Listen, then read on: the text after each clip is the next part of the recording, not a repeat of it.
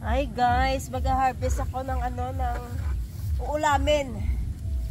Pichay. Magsasabang ako ng pichay. Lagyan ko ng pork tonight.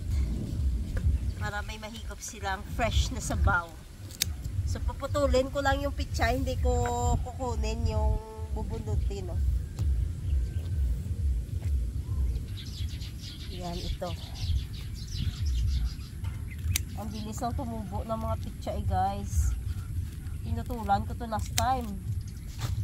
Ngayon, tumubo uli. O, diba?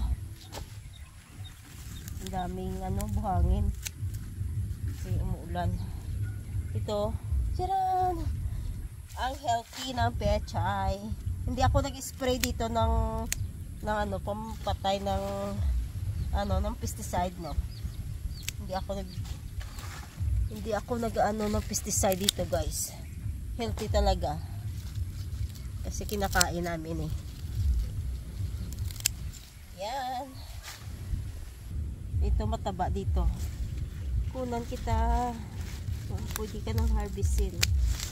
Yan. O, diba? Yan.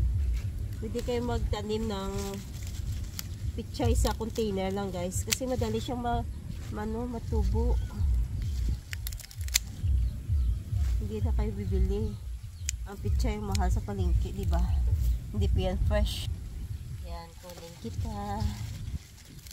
Pwede ka ng harvestin. Basta panay ulan, yung pichay madaling tumubo. So ito na lang muna. Ito lang ang marami na to, guys. I-chop ko lang to ng maliliit, no. Marami na yan. So ito yung mga spring onions ko, guys. So tumutubo na. Tapos yung pichay, pinapaano ko nito para magkakaroon ng seeds. Yung mga bulaklak na yung pichay, kaso lang kinakain ng mga ng mga insekto, guys. Ay nako. Yan lang. So hugasan ko na to. Ay, lumalaki na yung nag-isa. Ang cute.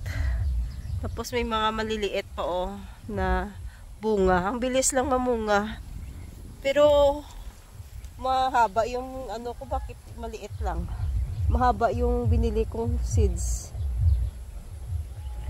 Maliit lang siya. Tapos ang Indian mango. Malaki na ng Indian mango, guys. Okay, hugasan ko na to. Prepare na ako ng pang dinner. Hi guys, magluluto ako ng ginisang pichay for tonight dinner, guys. Yan.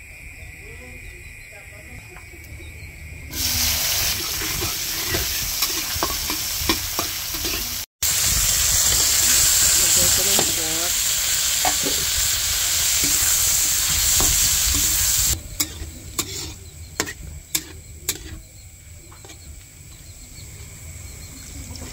Lagyan ng tubig. Konting tubig lang. Lagyan ng pork cubes. Salt. Konting bitsik. Black pepper. Okay, lalagay ko na yung pechay.